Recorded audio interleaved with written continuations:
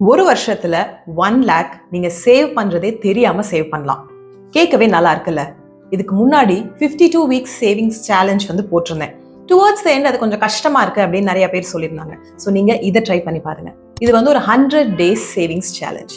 Very simple. இந்த 100 டேஸை நம்ம வீக்ஸா வந்து பிரிச்சுக்க போறோம்.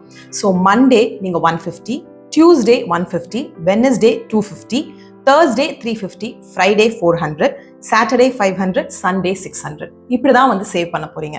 இதை நீங்க ஒரு 14 வீக்ஸ்க்கு ரிப்பீட் பண்ணுவீங்க. பிளஸ் ஒரு 2 டேஸ் எக்ஸ்ட்ரா இருக்கும்.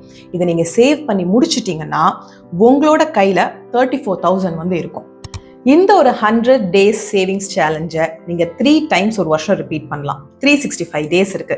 அப்படி நீங்க ரிப்பீட் பண்ணி முடிச்சிட்டீங்கன்னா 300 டேஸோட கடைசியில உங்களோட கையில 1,02,000 rupees இருக்கும். இன்னொரு 65 டேஸ் பஃபர் இருக்கு. அதுலயும் இதே மாதிரி சேவ் பண்ணிட்டே வாங்க. So end of the year உங்களோட கையில 1,23,900 rupees இருக்கும். நீங்க இவ்வளோ சேவ் பண்ணிருக்கீங்க அப்படின்றதே உங்களுக்கு ஒரு கஷ்டமா வந்து தெரியாது. ஒரு ரிவார்டு மட்டும்தான் உங்களோட கையில அந்த கடைசியில தெரியும். ஸோ உங்களுக்கு இந்த அமௌண்ட்டும் கொஞ்சம் ஜாஸ்தியா இருக்கிற மாதிரி தெரிஞ்சது அப்படின்னா நீங்க வந்து அமௌண்ட்டை உங்களுக்கு தகுந்த மாதிரி மாத்திக்கோங்க.